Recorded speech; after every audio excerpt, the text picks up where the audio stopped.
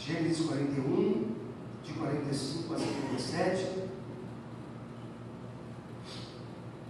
Assim nos diz a palavra de Deus. Hoje eu vou ler na tradução, na linguagem de hoje. Então, assim nos diz a palavra de Deus. O rei pôs em José o nome de Zafenate-Paneia, e lhe deu como esposa Asenate, filha de Potífera, que era sacerdote da cidade de Heliópolis.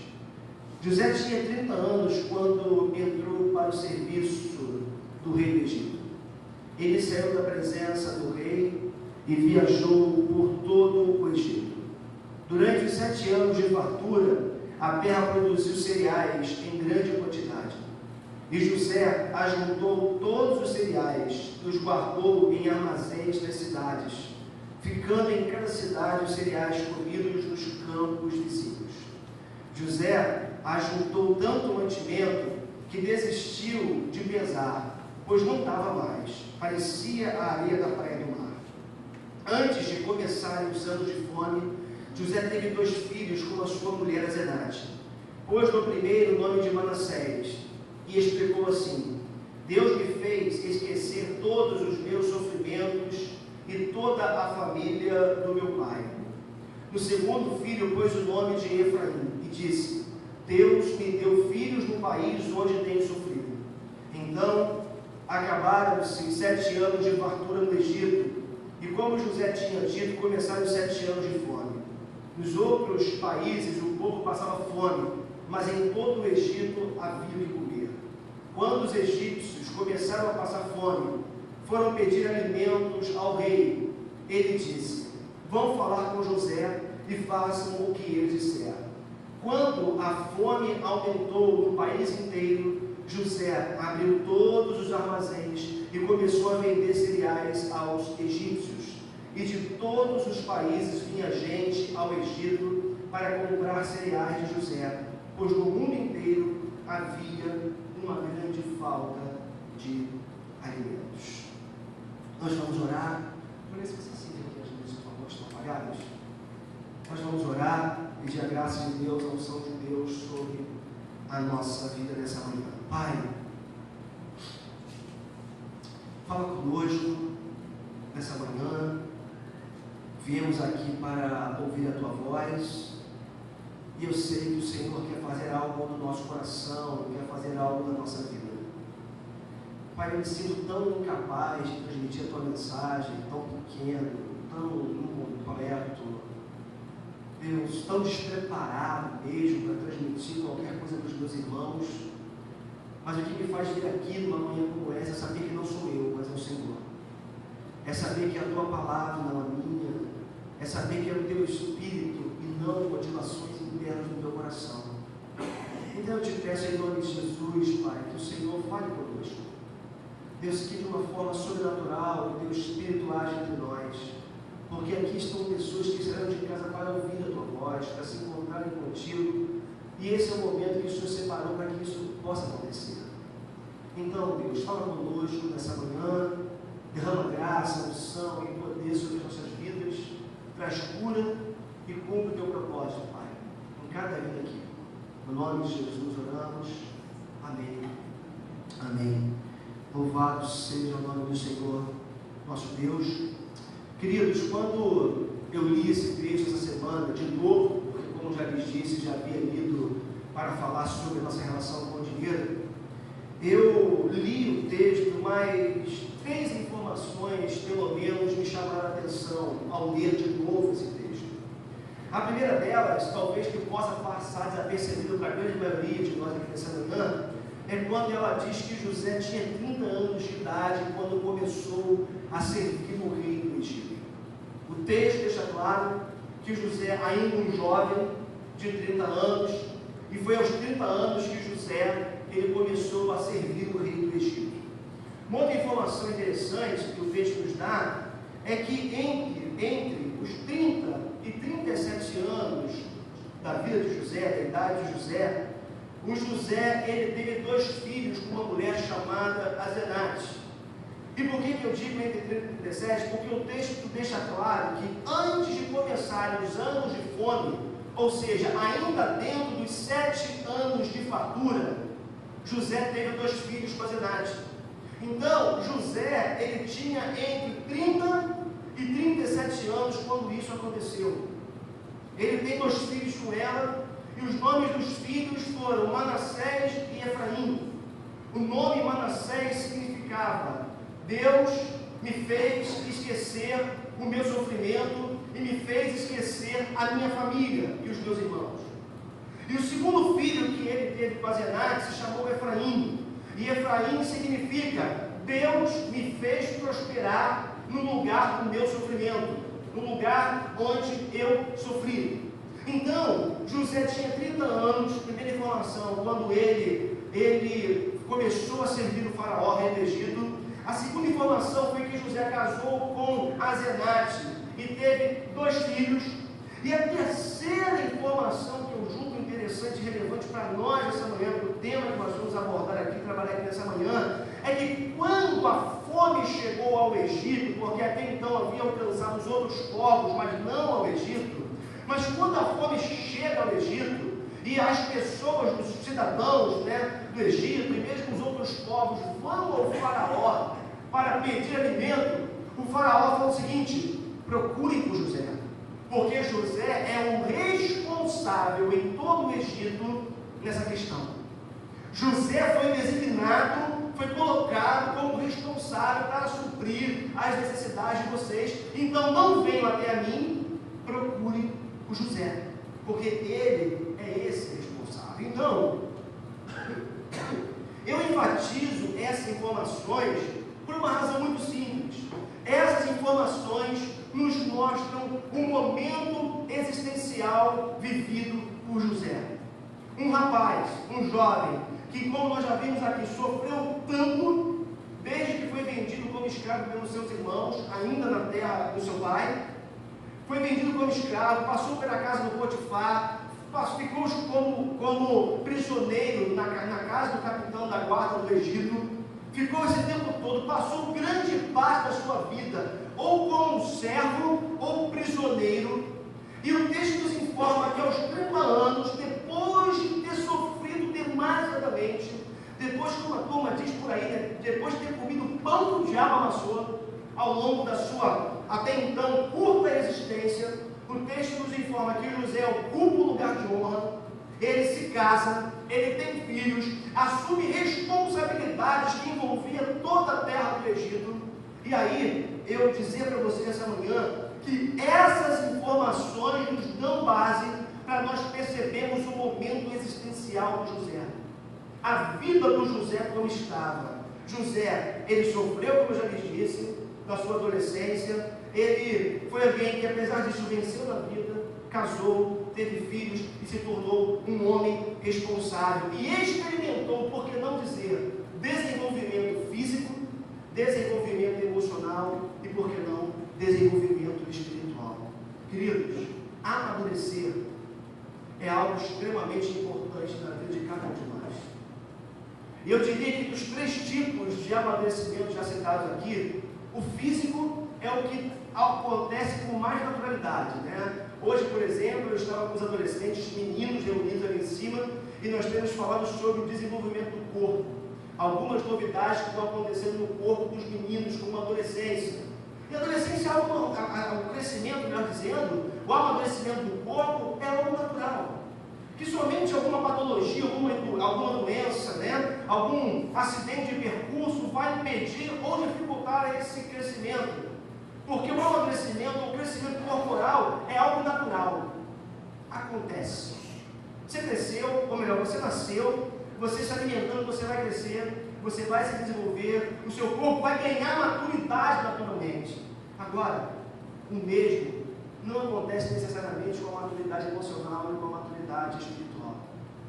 Embora devesse ser algo que acontecesse, por assim dizer, de uma forma um pouco mais tranquila, e por que não dizer de uma forma mais óbvia na vida de pessoas que crescem. Infelizmente, o que nós temos visto na atualidade é um monte de adulto que na verdade não cresceram emocionalmente e um monte de crente que não cresceu espiritualmente. E aí, eu quero pegar nessa manhã a história do José, com o seu desenvolvimento, por que não dizer físico, e por que não fazer menção ao seu crescimento emocional, ao seu crescimento espiritual, para começar falando hoje desse desenvolvimento emocional, para que no próximo domingo nós venhamos a trabalhar o crescimento espiritual.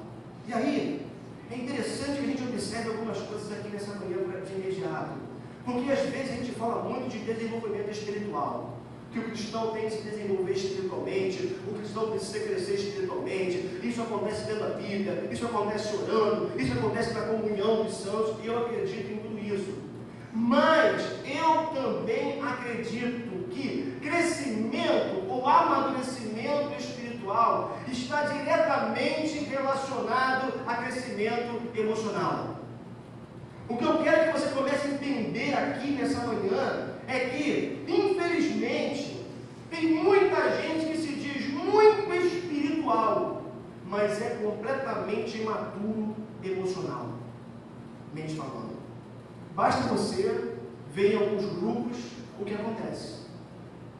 Por exemplo, o apóstolo Paulo fala na sua carta aos Coríntios que para que haja profecias ou alguém fale em línguas representando a sua igreja, para falar em público, né, é necessário que tenha aqui a internet. E é necessário que haja ordem. Aí você vê alguns acontecimentos de vez em quando, onde você entra em alguns lugares e você fica até assustado com o que está acontecendo. Porque num culto público, numa reunião pública, está todo mundo falando em línguas e ninguém interpreta, mas ninguém se entende, mas o negócio continua. Uma vez, eu era adolescente, como os adolescentes estão aqui nessa manhã, e eu tinha um pastor na igreja Assembleia de Deus que eu frequentava com meu pai quando eu era pequeno, e aí tinha um pastor pregando, e de repente uma irmã, uma mulher se levanta e começa a profetizar no meio do culto, e o pastor pregando. O pastor, com muita tranquilidade, com muita calma, falou: minha irmã, por favor, fique quieto, cala a boca. Muita educação, né? Cala a boca, porque se tem um homem de Deus transmitindo a mensagem, Deus não pode estar falando de outra maneira. Sabe o que era aquilo? Imaturidade emocional e, por que não dizer, espiritual. Uma vez eu estava com a Cris na igreja, fui visitar uma igreja em Friburgo, o pai dela mora em Friburgo. Eu estava num lugar, fui numa igreja e a gente estava ali, o pastor pregando, e tinha uma pessoa atrás de mim falando em línguas, gritando no meu ouvido. Eu fiquei agoniado. Eu já era pastor nessa época, né? Eu fiquei: meu Deus, tem misericórdia, me ajuda, né? Porque a pessoa falava em línguas e o pastor pregando.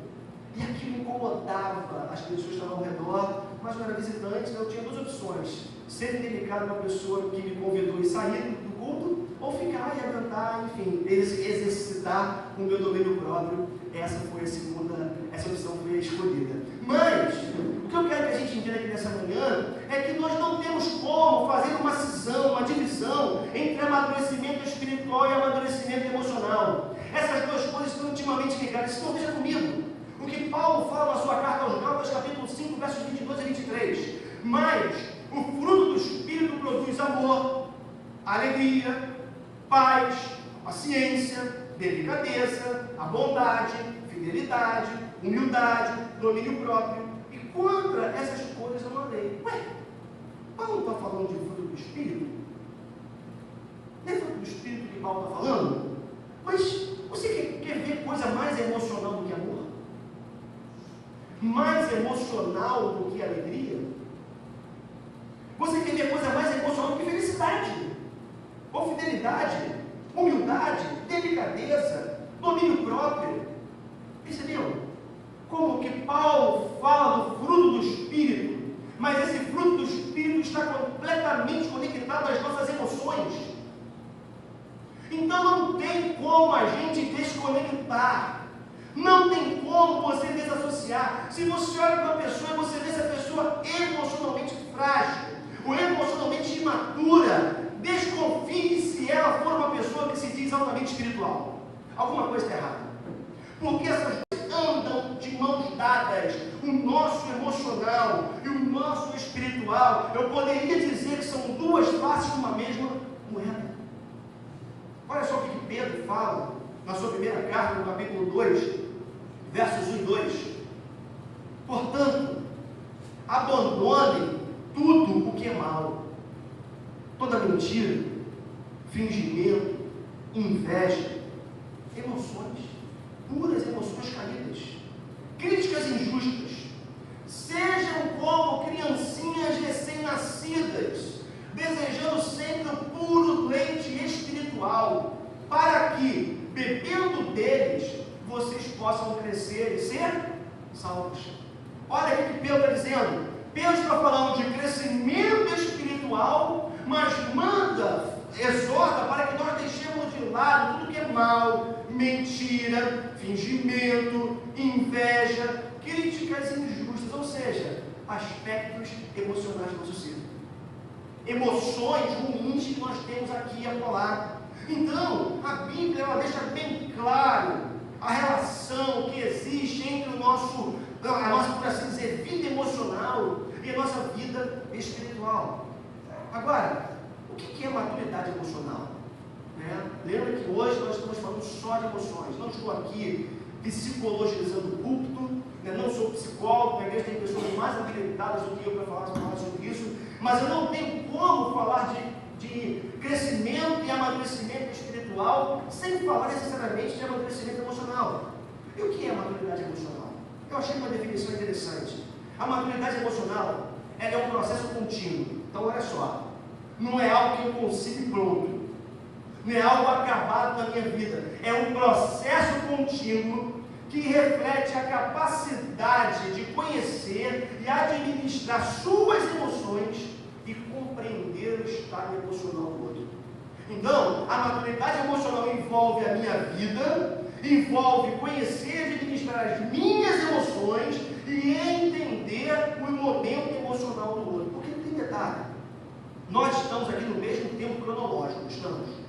São 10, 11 e 15 já, gente, olha só. São 11 e 15 da manhã, certo? Do dia 24 de fevereiro. Mesmo tempo cronológico, não é?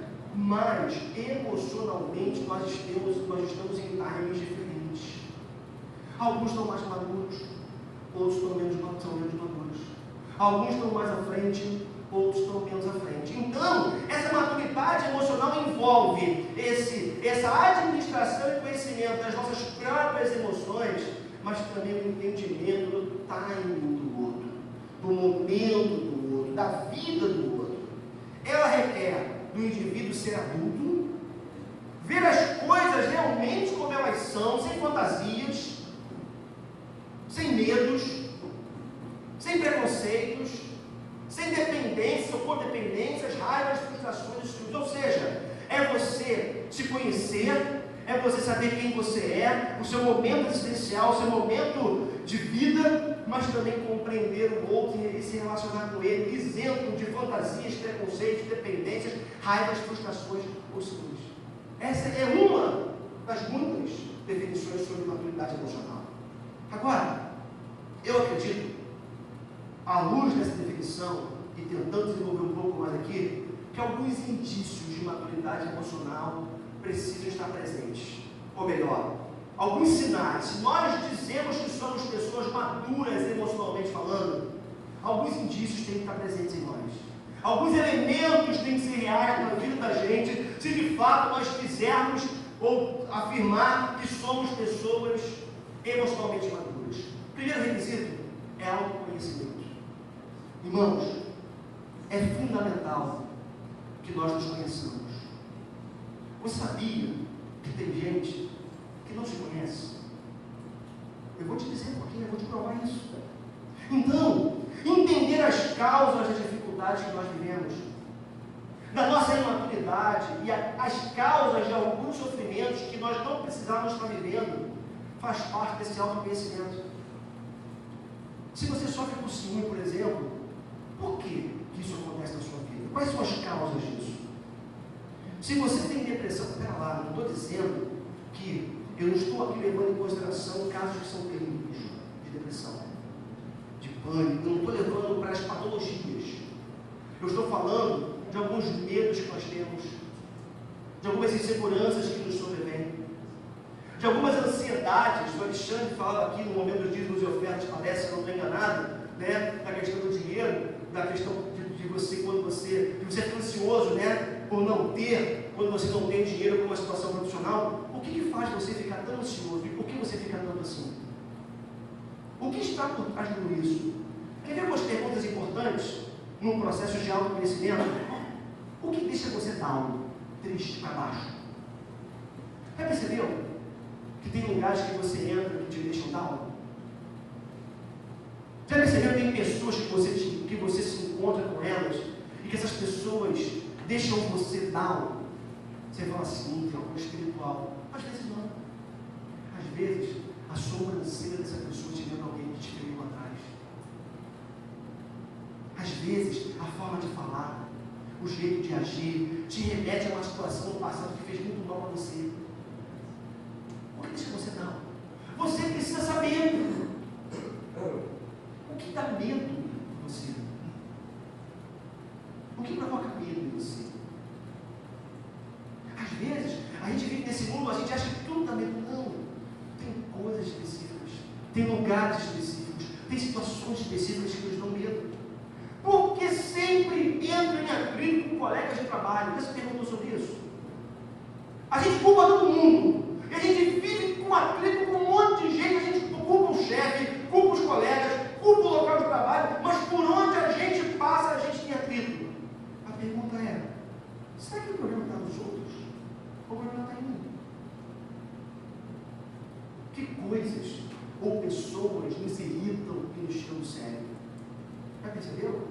Que tem gente, quando você olha, você fica profundamente irritado, ela mexe e compromete o dia.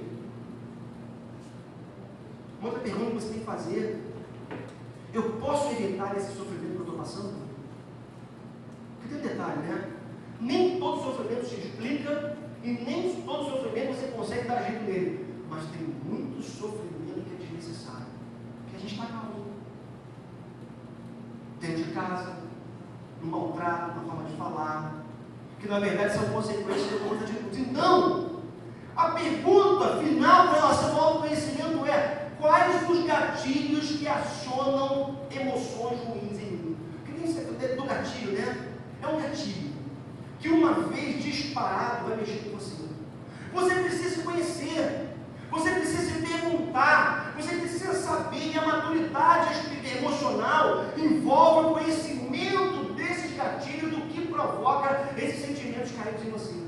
Eu ouso dizer essa manhã que se nós não conhecermos esses gatilhos, nós vamos continuar com medo, nós vamos continuar frustrados, nós vamos continuar angustiados, nós vamos continuar irritados, vamos continuar perdendo coisas na vida da gente, porque a gente não aguenta viver em determinados locais, com determinadas pessoas, ouvindo certas coisas. Então, nesse processo, o autoconhecimento é muito importante para se adquirir essa maturidade emocional. Você tem que se perceber. Sabia que tem gente que não se conhece? Tem gente que não conhece o próprio corpo, que não se analisa, que não se olha. Tem gente que não se percebe nas suas motivações. Tem gente que não percebe o que fala. Tem gente que fere, mas não é porque é mal, é porque não percebe o que fala. Fala assim, pô, cara, cruel, eu falo aquilo. Às vezes a pessoa fala, mas ela nem sabe o que está falando. Motivações caídas aqui dentro que fazem com que a gente ache de algumas formas. Então, perceber a sua fala, perceber os seus comportamentos, perceber as suas motivações, tem que perceber os sinais interiores e exteriores desse processo de autoconhecimento. Autoconhecimento é fundamental para a maturidade emocional. Uma outra coisa que você precisa entender, um outro indício dessa maturidade, é a responsabilidade por si mesmo. E parar com esse negócio de culpar tudo e todos pelos problemas que acontecem com você. A gente às vezes usa aquela lógica do Sartre, né?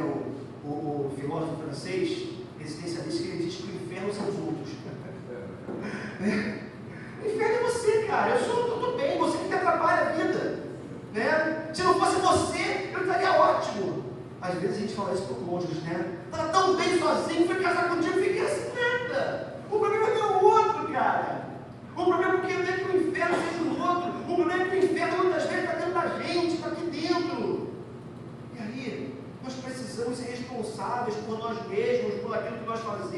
nós fazemos e não culpar os outros pelos nossos erros. Outro indício dessa maturidade emocional e que você está presente é o fato da gente agir isento de preconceitos e de algumas emoções caídas. Que detalhe, quando você está ferido emocionalmente, ou quando você, por algum motivo, quando algumas emoções caídas se acendem dentro da gente, sabe o que acontece? Em regra, nós tratamos todo mundo a partir dessas emoções. Então, se você é uma pessoa, por exemplo, que sofreu lá atrás alguma coisa, com algum mal que alguém fez para você, quando, por exemplo, pegar aquele exemplo do Gustavo, né, vem falar comigo, eu já vou me relacionar com o Gustavo todo armado. Eu fui ferido, eu não quero ser ferido de novo. Então ele paga o pato por algo que eu sofri lá atrás. Sabe o que a maturidade emocional diz? Diz assim, você precisa agir isento de emoções e preconceitos. Porque não foi pelo fato de você ter sofrido lá atrás, ter passado por uma experiência ruim lá atrás, que necessariamente você vai passar de novo com uma pessoa que você está se relacionando. Isso é antigo nos nossos relacionamentos. É acabar com a possibilidade de relacionamentos novos e maduros com outras pessoas que podem fazer muito bem para a gente. Tem gente que não se casa de novo porque foi traído. Tem gente que não entra, faz uma nova sociedade porque a que viveu lá atrás não deu certo, sofreu por alguma forma. Tem gente que não consegue andar para frente porque vive conectado ao passado. Não sabe lutar por isso. Então, agir isento de emoções e preconceito, ir na contramão deles é muito importante. Ser cooperativo e compartilhar é muito importante no processo de amadurecimento emocional. Irmãos, nós não estamos sozinhos. E a maturidade emocional envolve a codependência e o compartilhar. Nós estamos aqui, numa comunidade de fé como essa. E não só aqui. Amanhã, segunda-feira, você vai estar com pessoas do seu trabalho. Compartilhe, coopere, colabore. Sabe por quê? Ninguém consegue viver como uma ilha isolada em si mesmo. Ninguém consegue viver por muito tempo na autossuficiência. É muito importante essa codependência, depender do outro e compartilhar, porque Deus nos fez seres sociáveis, Deus nos fez seres conectados, e nós só vamos ser plenos, só vamos encontrar essa maturidade quando estivermos conectados uns com os outros. Não sou eu quem digo isso, é a própria palavra de Deus. Quer ver uma outra coisa que você precisa e eu preciso? Lidar bem com as críticas. Nós, brasileiros, temos muita dificuldade com críticas. Nós levamos as críticas todas para o campo pessoal. Se você criticou o meu trabalho, é porque você não gosta de mim. Se você criticou o que eu fiz, é porque você tem um problema comigo. A gente leva para o campo pessoal. Mas sabe o que nós precisamos entender? O que precisamos fazer? Não levar as críticas para o lado pessoal, para o campo pessoal. Porque senão nós vamos viver magoados, feridos e cheios de inimigos. Porque nós vamos sempre achar que alguém tem alguma coisa contra a gente porque fez críticas. Eu gosto muito de lidar com a cultura americana, né? Porque o americano pragmático como é, se ele chega aqui, e eles estão fazendo muito isso aí com as Olimpíadas, com a construção dos estádios, de futebol, se eles encontram alguma coisa errada, né, eles vão dizer que está errado. Você percebeu como é que a gente vira para alguém para dizer que está errado? O Alexandre fez uma coisa, exemplo, Alexandre, você não faz nada errado, tá bom? É só um exemplo. Aí o Alexandre faz uma coisa errada, aí eu vou falar com o Alexandre. Alexandre, cara, bom, sabe o que é, cara? Tá um dia bonito hoje, né, cara? Tá um dia de sol bacana. Bom, tem uma coisa para te falar, mas, cara, não fica chateado comigo, não. A gente vai cheio de dedos para o outro para poder fazer uma crítica, que tem tudo para ser construtiva. Eu conversava com uma pessoa esses dias, né? E ela veio fazer aliás, duas pessoas vieram fazer crítica essa semana, né? Mas eu lido bem com isso, graças a Deus. Porque o que eu vejo? Eu vejo a crítica do outro como uma possibilidade de crescer, de consertar. Nem sempre está certo, né? Porque a gente às vezes fica tão habituado a alguns erros que tem que ter um processo de cura, de conserto algumas vezes na vida da gente. Mas a crítica necessariamente é pessoal.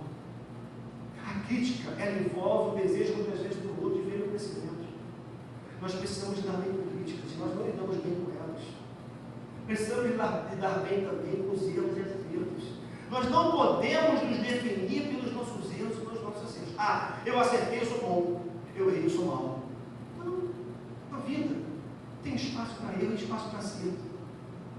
Algumas vezes eu vou acertar, algumas vezes eu vou errar. Muitas vezes eu vou acertar, muitas vezes eu vou errar.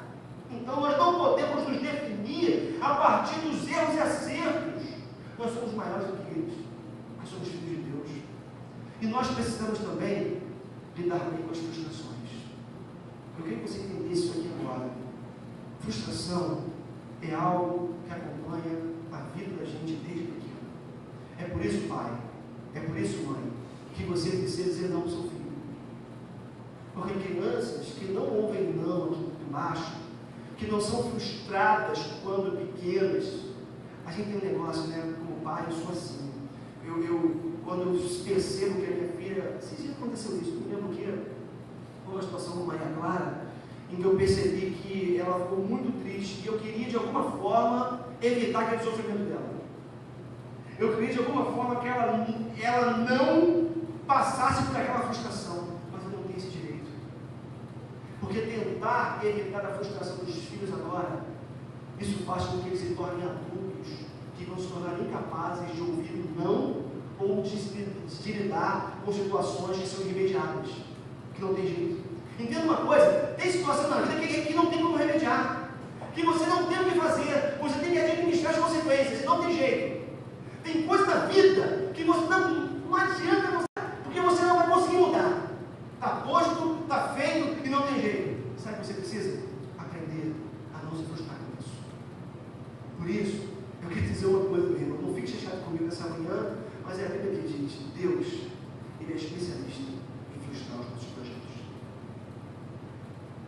Eu vou repetir. Deus, Ele é especialista em frustrar os nossos projetos. Quantos projetos você já fez? Quantas coisas você sonhou e pensou que não aconteceram do jeito que você sonhou, do jeito que você pensou? Que aconteceram completamente diferente daquilo que estava planejado com você.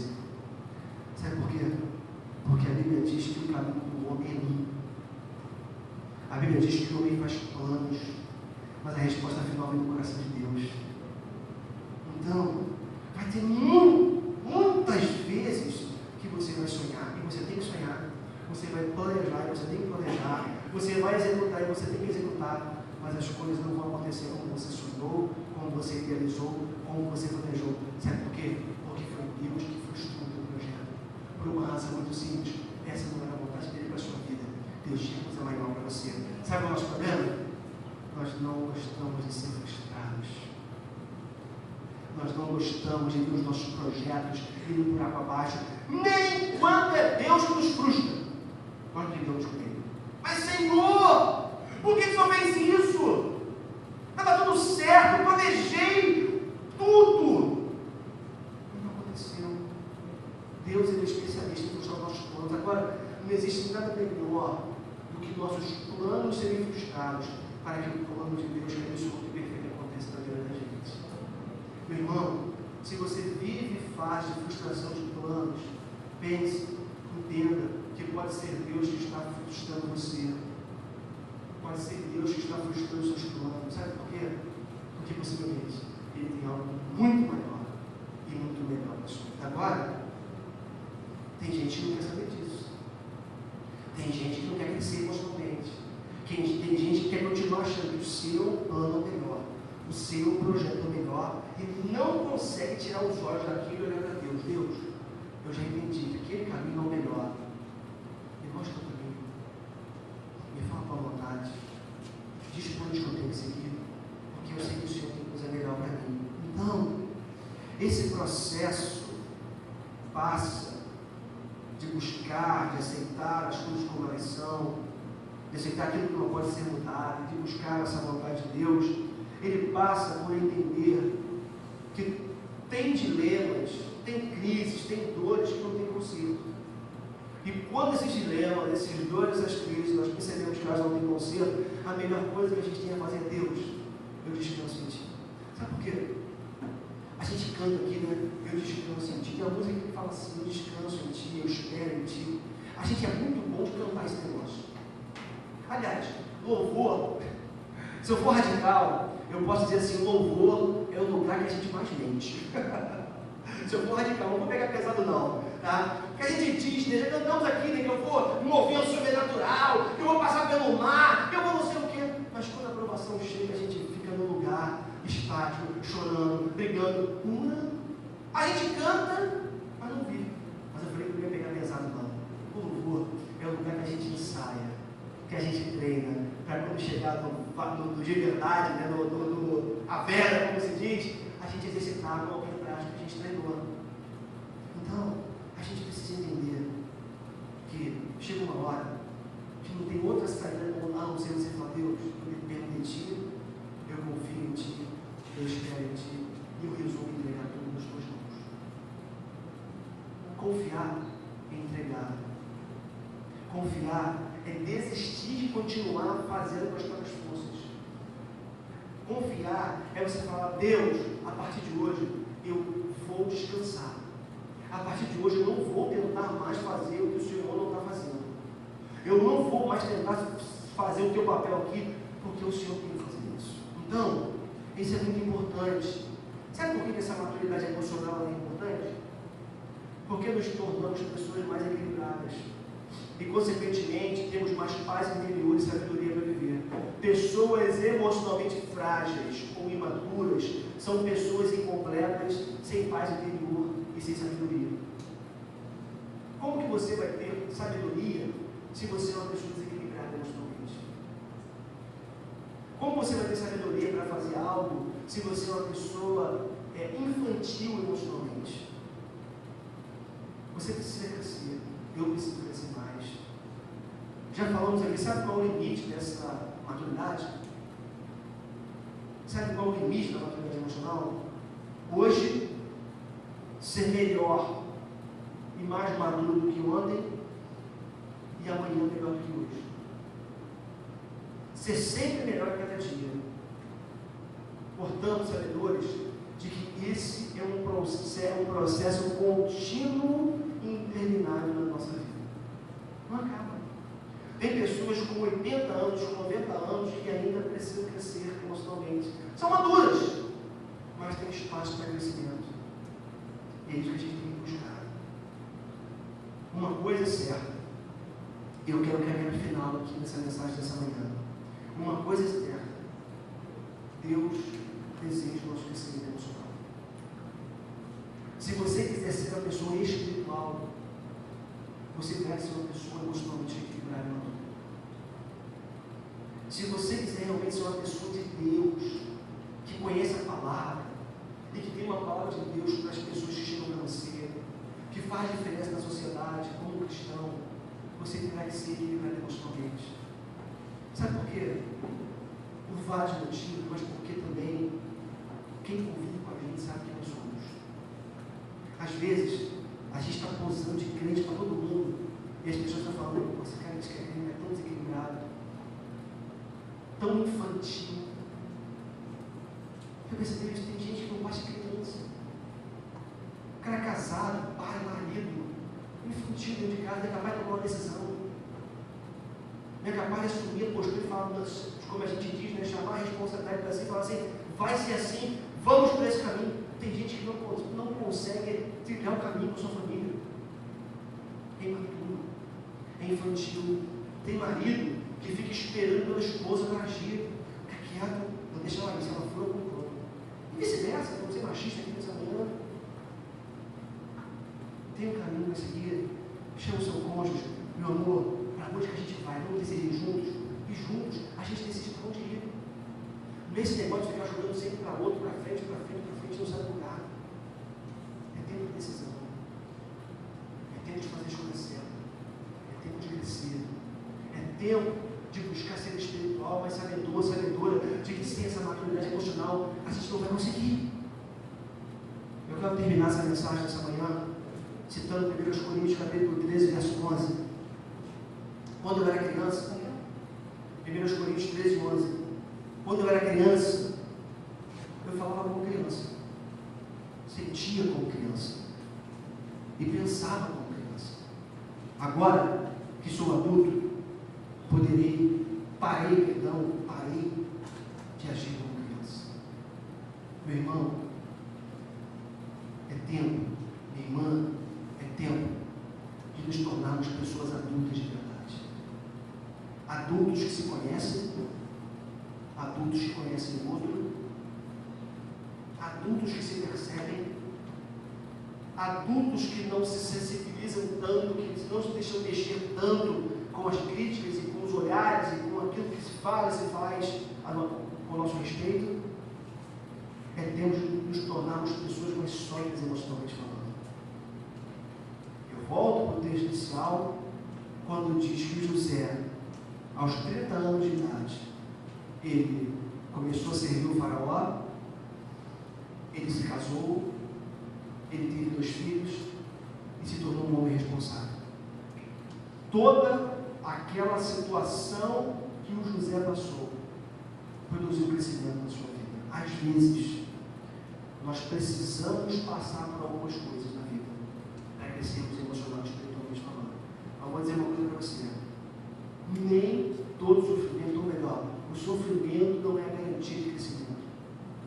Tem gente que sofre e não cresce. Sofrer e não crescer é sofrer 2 vezes. Você sofre pela dor do problema e você sofre porque você não aproveitou a oportunidade de crescer, a oportunidade que Deus te deu.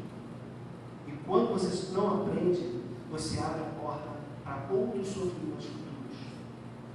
Da causa, né? Como alguns pentecostais falam, da legalidade, essa é a expressão, não, da legalidade aí para algumas coisas acontecerem na sua vida. É tempo de crescer. É tempo de não sermos mais como crianças, porque quando eu era criança, eu falava como criança, era próprio de criança. Eu sentia como criança, emoções de criança, e pensava como criança. Agora eu sou adulto, parei de agir como criança. Irmãos, vamos buscar essa maturidade. Vamos entender que crise a gente tem em todo lugar. Ah, vou sair da igreja porque o pastor não ligou no meu aniversário. Maturidade. Vou sair da igreja porque aquela irmã falou astro comigo. Maturidade. Vou sair da igreja porque fiquei triste, porque não me deixaram cantar no louvor. Maturidade. Imagina se você for sair do seu trabalho e tem gente que faz a liberdade, né, porque o seu chefe não te deu bom dia. Eu vou sair daquele emprego porque meu chefe não me deu bom dia. Vai! Né? Eu vou deixar de falar com ele um pouquinho que não foi legal comigo. Vai fazer. É tempo da gente crescer. É tempo de a gente amadurecer.